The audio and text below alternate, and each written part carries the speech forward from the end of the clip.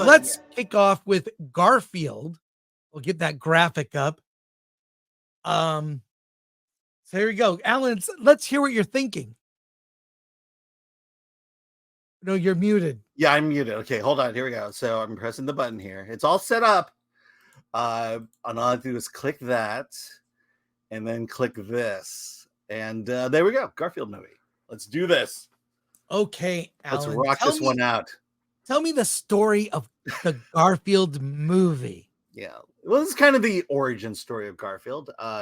We opened long ago when Garfield was a little kitten. And this shadowy figure we assume is his dad puts him in a box, sees that Garfield is hungry, and decides to go off. And let's just say it mirrors my relationship with X-Ray Girl. Dad just walks off and never returns. And then Garfield, being hungry, sees a restaurant, and there's John Arbuckle eating pizza. And that's where the Garfield legend begins. But what happened to Dad? What happened to Dad? Well, Garfield and Odie are kidnapped and taken by people who have a vendetta against Dad. And now it's up to Garfield, A, to rectify and repair his relationship with his father, and B, save the day. And that is the Garfield story. Yeah, it's not just that. I always was like, I like the comic strip. I never watched the cartoon. Didn't really care. But I'll tell you, I fell asleep during part of this movie. I was so bored. Chris Pratt is terrible as the voice. It reminded me of Super Mario Brothers. He's not Mario. He's not Garfield. He's Chris Pratt. And Samuel Jackson, like, it's fine. I loathe it's. This is for little kids. Yeah. This isn't one of those movies where it works on a level for adults and kids. This works for little kids only, and I found it insufferable. And the voice acting terrible. I miss real voice actors. I'm tired of celebrity voice actors. It's Chris Pratt. So I couldn't wait for the movie to be over. I couldn't wait. So obviously I can't believe I was in this movie. I show up early to go to a screening, and I'm sitting here. I'm like, why am I watching this? How many people were in your screening?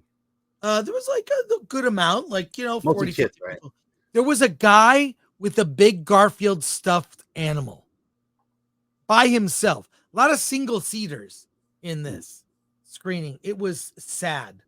I loathed every part of it. It was dumb. There were references to 2 Tom Cruise movies. There was like Top Gun, and I forget the other one. I couldn't wait for it to be over. Like I said, I dozed off. So you can tell it's like at best a 2 out of 10. Awful. Alan, what do you think? Yeah. So the best part about the Garfield movie was I tried Regal Pizza for the first time. Regal Movies is starting to offer pizza and hamburgers. So I tried the pizza. I will say it's not as good as the AMC flatbread pizza, but you get more pizza out of the Regal Pizza than the AMC pizza. That was amazing. That was the best part of this movie.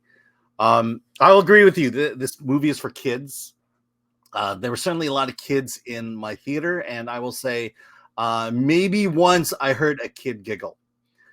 So the movie comedy wise is just it's not comedy I would ever associate with Garfield. It's just silliness, just one silly thing after the other. And I think even kids are smart enough to know that they've seen better. Also, kids could care less who the voices are. When you're talking to a 10-year-old, who is Chris Pratt? Who is Samuel Jackson? Who is Hannah Waddington? That's not a reason to go see a movie. And this reminds me years ago when I was dragged to see the Emoji Movie with my daughter. She wanted to see it really badly.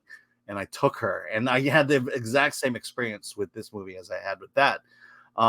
She thought it was fine. Today she hates it, and she also hates the fact that that James Corden was the voice of the Emoji Movie. So it's just it just felt like a waste of time to say that it's a Garfield movie. Yeah, cute cat eating pizza. You got 90 minutes of that, and I think the upside is neither Aquafina or Pedro Pascal does a voice in this movie. So there you go. Yeah, I'd give it a 3. I think I liked it a little bit better than you. 3 3. I mean, It's weird that when we get into the 1s through 4s, it's hard to really kind of. I've never really thought about the star guide and saying, what's the difference between a 3 and a 4, or a 1 and a 2. Well, I was sitting next to 2 friends during the screening. None of us laughed. Not one laughed. Me neither. Yeah. The whole time. I mean, it's in competition with Babes for worst of the year. It's just that there was nothing. There was no juice, no mojo behind it. Something that really excited me. Maybe the cow stories, the steer and the cow love story was maybe the thing that I liked most about it. But it was just kids deserve better. You can make good movies with good comedy, and kids will love it. There's this mentality among the studios that says it's a kids movie, and so you don't have to put effort into it. And this movie felt like there was no effort put into it. I'll say the animation's better than Wish. Oh, that's the plus. I will say on the one side, it made me hungry for lasagna. So I went to Trader Joe's and got some lasagna. Are you allowed to eat that? I don't think I am. No, it's a lot of high carbs there. I mean, the cheese is good for you, I guess, the protein. But yeah, there's a lot of carbs in that. Yeah, but this is I cannot recommend it. Alan, do you recommend it? No, not even for kids. Yeah. Well, I will say this. If you could take that off, I want to share something really quick. This is something that might interest you.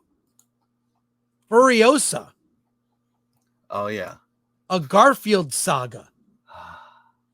See, even that's not done well. Yeah, you're right.